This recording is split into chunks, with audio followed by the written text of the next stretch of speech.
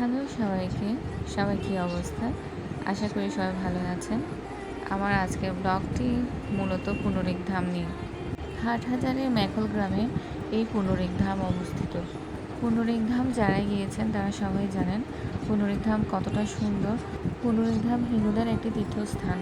আমরা মূলত পুনরিকধাম গিয়েছিলাম রাধা অষ্টমীর আগের দিন, তাই পুরো মন্দির এত সুন্দর করে মরিচা বাতি দিয়ে সাজানো ছিল।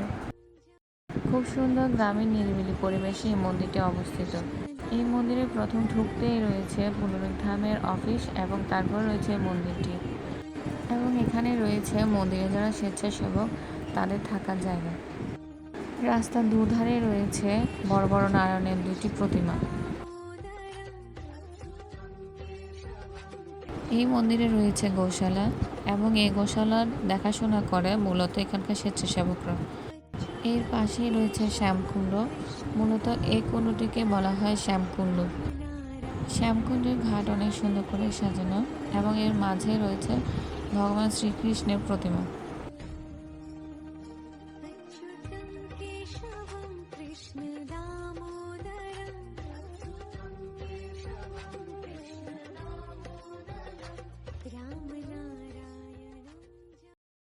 শ্যামকুণ্ড থেকে কিছুদূর হেঁটে সামনে গলে পড়বে রাধাকুণ্ড। রাধারানীর পায়ে স্পর্শে রাধাকুণ্ডের সৃষ্টি, তাই এই রাধাকুণ্ডে কেউ পা স্পর্শ করায় না।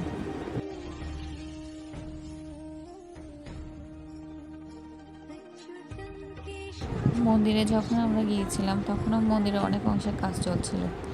আর এই যে দেখেন গাছে খুব সুন্দর একটি চালতা ফুল, গাছের নিচে মাঝে মাঝে ছোট বড় অনেক ধরনের চালতা পড়ে থাকতে দেখা যায়।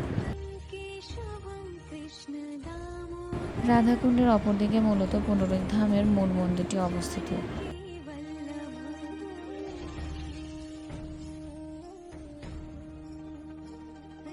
এই জায়গাটিকে বলা হয় সর্বতীর্থ পরিক্রমা মন্দির। বিভিন্ন তীর্থক্ষেত্র থেকে এখানে মাটি এনে রাখা হয়েছে এবং সবাই এটিকে প্রদক্ষিণ করে। মন্দিরে রয়েছে একটি দোকান যেখানে কাঁচ পিতল থেকে শুরু করে ঠাকুরের ছবি, ঠাকুরের প্রতিমা আরও বিভিন্ন জিনিস এখানে পাওয়া যায়।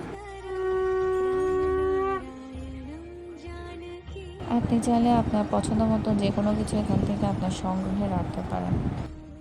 আমরা যেহেতু রাধাষ্টমী আগের দিন গিয়েছিলাম, তাই সেখানে রাধাষ্টমী উপলক্ষে সব কিছু সাজানোর কাজ চলছিল।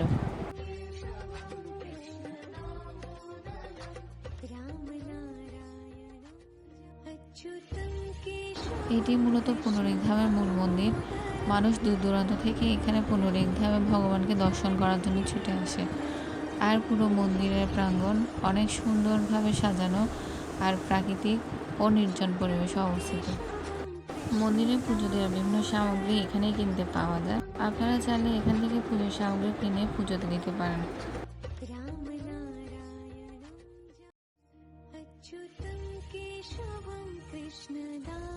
আমরা যেহেতু রাধাষ্টমীর আগের দিন গিয়েছিলাম, তাই সেখানে বিনামূল্যে প্রসাদের ব্যবস্থা করা হয়েছিল। কিন্তু অন্য সময় গেলে সেখানে টিকিট কেটে আপনাকে প্রসাদ গ্রহণ করতে হবে।